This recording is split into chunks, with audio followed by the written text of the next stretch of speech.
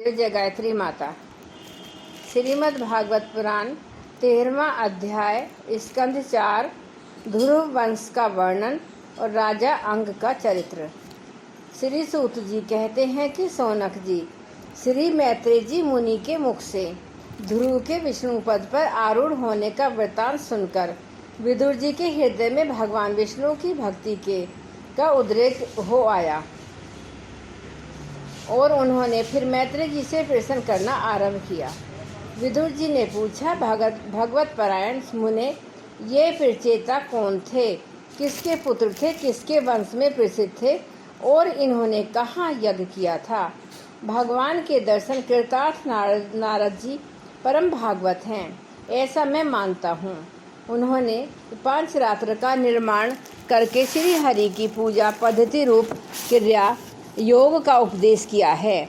जिस समय प्रचेतागण सब धर्म का आचरण करते हुए भगवान यज्ञेश्वर की आराधना कर रहे थे, उसी समय भक्त प्रचर नारद जी ने ध्रुव का गुणगान किया था। ब्रह्मन उस स्थान पर उन्होंने भगवान की जिन जिन लीलाओं कथाओं का वर्णन किया था, वे सब पूर्ण रूप से मुझे सुनाइए। मुझे उनके सुनने की बड़ी इच्छा है। श्री मैत्रेय जी ने कहा, विदुर जी, महाराज ध्रुव के वन चले जाने पर उनके पुत्र उत्कल ने अपने पिता के सार्वभौम वैभव और राज्य सिंहासन को अस्वीकार कर दिया। वह जन्म से ही शांतचित्त, आशिक्य संयम और समदर्शी तथा संपूर्ण लोकों को अपनी आत्मा में और अपनी आत्मा को संपूर्ण लोकों में स्थित देखता था। उसके अंतःकरण का वासना रूप मल अखंड योग अग्नि से भस्म हो गया था, इसलिए वह अपनी आत्मा को विशुद्ध बोध रस के साथ अभिन्न आनंद में और सर्वत्र व्याप्त देखता था। सब प्रकार के भेद से रहित प्रशांत ब्रह्म को ही वह अपना स्वरूप समझता था तथा अपनी आत्मा से भिन्न कुछ भी नहीं देखता था। वह अज्ञानियों को रास्ते आदि साधारण स्थानों में बिना लपट की आग के समान मूर्ख, अंधा, बहरा, पागल तथा गूंगा सा प्रतीत होता था। वास्तव में ऐसा था नहीं। इसलिए कुल के बड़े बूढ़े तथा मंत्रियों ने उसे मूर्ख और पागल समझकर उसके छोटे भाई धर्मीपुत्र वत्सर को राजा बनाया। वत्सर की प्रेयसी भार्या स्वार्थी के गर्भ से पुरुषाण, तिग्मकेतु, ईश, ऊर्ज, वसु और जया नाम के 6 पुत्र हुए। पुष्पर्ण के प्रभा और दोषा नाम की 2 स्त्रियां थीं। उनमें से प्रभा के प्रातः, मध्यनिंद और साय ये 3 पुत्र हुए। दोषा के प्रदोष, निशित और वयुष्ठ ये 3 पुत्र हुए। वशिष्ठ ने अपनी भार्या पुष्करिणी से सर्वतेजा नाम का पुत्र उत्पन्न किया। उसकी पत्नी आकुति से चक्षु नामक पुत्र हुआ। चाक्षुष मनवंतर वही मनु हुआ। चक्षु मनु की स्त्री नटवला से पुरु, कुत्सत्रित, धुम्न, सत्यवान, रथ, अग्निष्टोम, अतिरात्र, प्रधुमन, शिवी और उल्मुख ये 12 सत्गुणी बालक उत्पन्न हुए। उनमें उल्मुख ने अपनी अपनी पुष्कारिणी से अंग, सुमना, ख्याति, कीर्तु, अंगिरा और ज्ञ ये 6 उत्तम पुत्र उत्पन्न किए। अंग की पत्नी सुनीता ने कुरुकर्मावेन को जन्म दिया, जिसकी दुष्टता से उद्विग्न होकर राजऋषि अंग नगर छोड़कर चले गए थे। प्यारे विदुर जी, मुनियों के वाक्य ब्रज के समान अमोघ होते हैं। उन्होंने कुपित होकर वेन को शाप दिया और जब वह मर गया तब कोई राजा न रहने के कारण लोक में लुटेरों के द्वारा प्रजा को बहुत कष्ट होने लगा। यह देखकर उन्होंने वेन की दाहिनी भुजा का मंथन किया, जिससे भगवान विष्णु के अंश अवतार आदि सम्राट महाराजा पृथु प्रकट हुए। विदुर जी ने पूछा, ब्रह्मन, महाराज अंग तो बड़े शील संपन्न, साधु स्वभाव, ब्राह्मण, भक्त और महात्मा थे। उनके वेन जैसा दुष्ट पुत्र कैसे हुआ, जिसके कारण दुखी होकर उन्होंने नगर छोड़ना पड़ा। जिसके कारण राजदंडधारी वेन का भी ऐसा क्या अपराध था जो धर्मज्ञ मुनीश्वरों ने उसके प्रति पाप रूप ब्रह्मदंड का प्रयोग किया। प्रजा का कर्तव्य है कि वह प्रजा पालक राजा से कोई पाप बन जाए तो उसका तिरस्कार न करे, क्योंकि वह अपने प्रभाव से 8 लोकपालों के तेज को धारण करता है। ब्राह्मण, आप भूत भविष्य की बातें जानने वालों में सर्वश्रेष्ठ हैं, इसलिए आप मुझे सुनीता के पुत्र वेन की सब करतूतें सुनाइए। मैं आपका श्रद्धालु भक्त हूँ।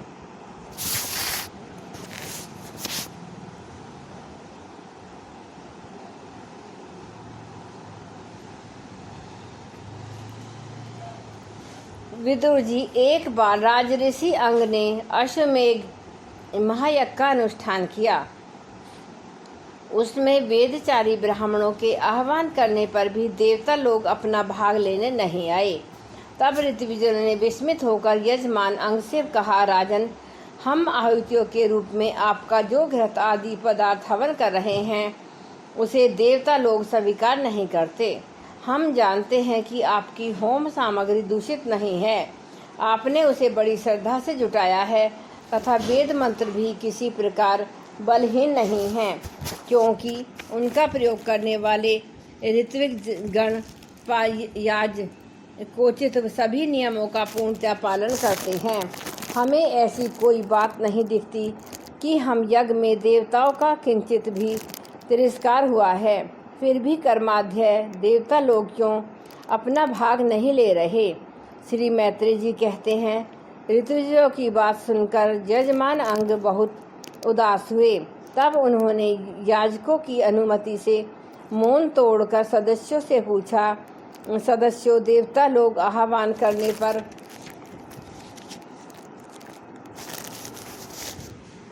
भी यज्ञ में नहीं आ रहे और न सोमपात्र ही ग्रहण करते हैं। आप बतलाइए, मुझसे ऐसा क्या अपराध हुआ है? सदस्यों ने कहा, राजन, इस जन्म में तो आपसे तनिक भी अपराध नहीं हुआ।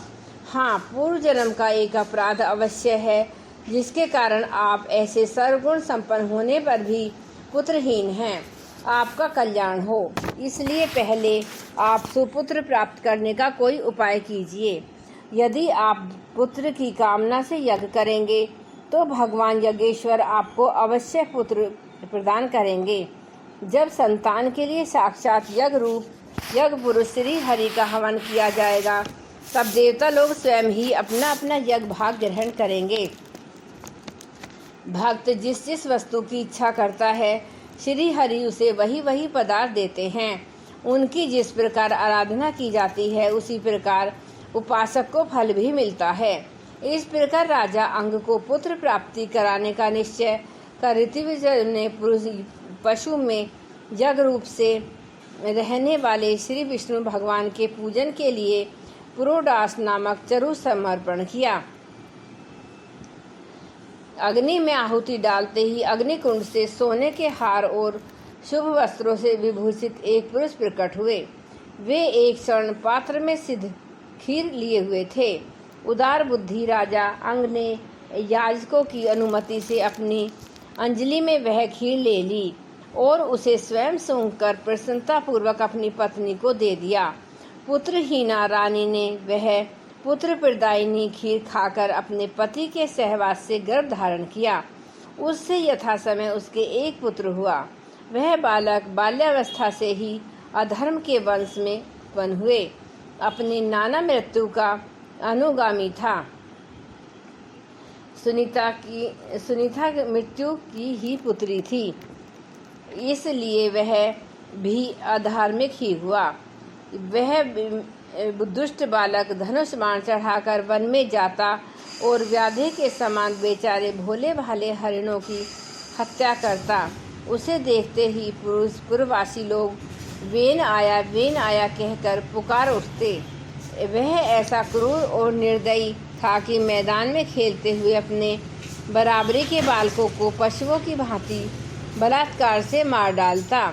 और वेन की ऐसी दुष्ट प्रकृति देखकर महाराज अंग ने उसे तरह तरह से सुधारने की चेष्टा की, परंतु वे उसे सुमार्ग पर लाने में समर्थ न हुए। इससे उन्हें बड़ा ही दुख हुआ। वे मन ही मन कहने लगे, जिन गृहस्थों के पुत्र नहीं हैं उन्होंने अवश्य ही पूर्व जन्मों में श्री हरि की आराधना की होगी। इसी से उन्हें कपूत की करतूतों से होने वाला ऐसे है कलेश नहीं सहना पड़ा, जिसकी करनी से माता पिता का सारा सुयस मिट्टी में मिल जाए, उन्हें अधर्म की भागी होना पड़े, सबसे विरोधी हो जाए, कभी न छूटने वाली चिंता मोल लेनी पड़े, फिर भी दुखदाई हो जाए। ऐसी नाम मात्र की संतान के लिए कौन समझदार पुरुष